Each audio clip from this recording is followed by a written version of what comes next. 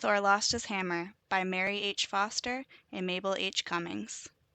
Come, Loki, are you ready? My goats are eager to be off, cried Thor, as he sprang into his chariot, and away they went, thundering over the hills.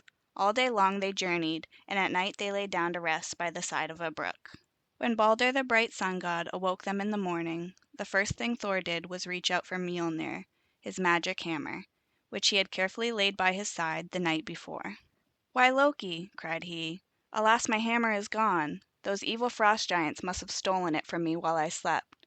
How shall we hold Asgard against them without my hammer? They will surely take our stronghold." "We must go quickly and find it," replied Loki. "Let us ask Freya to lend us her falcon garment." Now the goddess Freya had a wonderful garment made of falcon feathers, and whoever wore it looked just like a bird. As you may suppose, this was sometimes a very useful thing. So Thor and Loki went quickly back to Asgard and drove with all speed to Freya's palace, where they found her sitting among her maidens. "Asgard is in great danger," said Thor, "and we have come to you, fair goddess, to ask if you will lend us your falcon garment, for my hammer has been carried off, and we must go in search of it." "Surely," answered Freya, "I would lend you my falcon cloak, even if it were made of gold and silver." Then Loki quickly dressed himself in Freya's garment and flew away to the land of the frost giants, where he found their king making collars of gold for his dogs and combing his horses. As Loki came near, he looked up and said, "Ah, Loki, how fare the mighty gods in Asgard?" "The Aesir are in great trouble," replied Loki, "and I am sent to fetch the hammer of Thor." "And do you think I am going to be foolish enough to give it back to you, after I have had all the trouble of getting it into my power?" said the king. "I have buried it deep, deep down in the earth, and there is only one way by which you can get it again.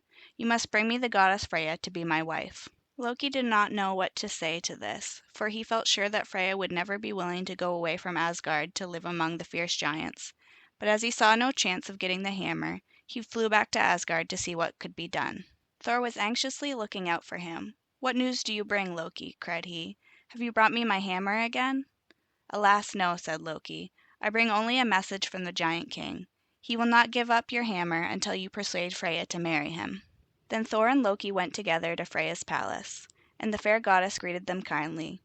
But when she heard their errand, and found they wished her to marry the cruel giant, she was very angry, and said to Thor, "You should not have been so careless as to lose your hammer. It is all your own fault that it is gone, and I will never marry the giant to help you get it again." Thor then went to tell Father Odin, who called a meeting of all the Aesir, for it was a very serious matter they were to consider.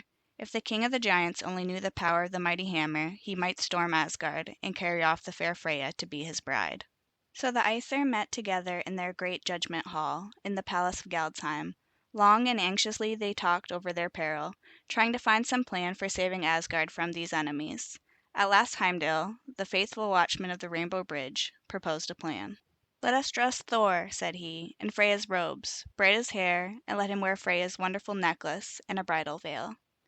"No, indeed," cried Thor angrily. "You would all laugh at me in a woman's dress. I will do no such thing. We must find some other way." But when no other way could be found, at last Thor was persuaded to try Heimdall's plan, and the Aesir went to work to dress the mighty thunder god like a bride. He was the tallest of them all, and, of course, he looked very queer to them in his woman's clothes. But he would be small enough beside a giant. Then they dressed Loki to look like the bride's waiting maid, and the two set off for Utgard, the stronghold of the giants. When the giant king saw them coming, he bade his servants make ready the wedding feast, and invited all his giant subjects to come and celebrate his marriage with the lovely goddess Freya. So the wedding party sat down to the feast, and Thor, who was always a good eater, ate 1 ox and 8 salmon, and drank 3 casks of mead. The king watched him greatly, surprised to see a woman eat so much, and said, "Where hast thou seen such a hungry bride?" But the watchful Loki, who stood near by as the bride's waiting maid, whispered in the king's ear, "8 nights has Freya fasted, and would take no food, so anxious was she to be your bride." This pleased the giant, and he went toward Thor, saying he must kiss his fair bride.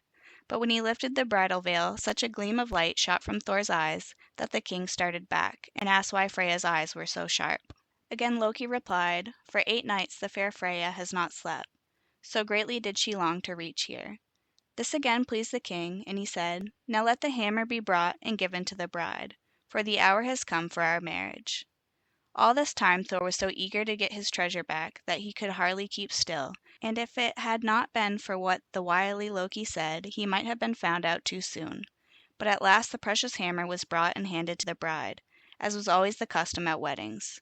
As soon as Thor grasped it in his hand, he threw off his woman's robes and stood out before the astonished giants. Then did the mighty Thunderer sweep down his foes, and many of the cruel frost giants were slain.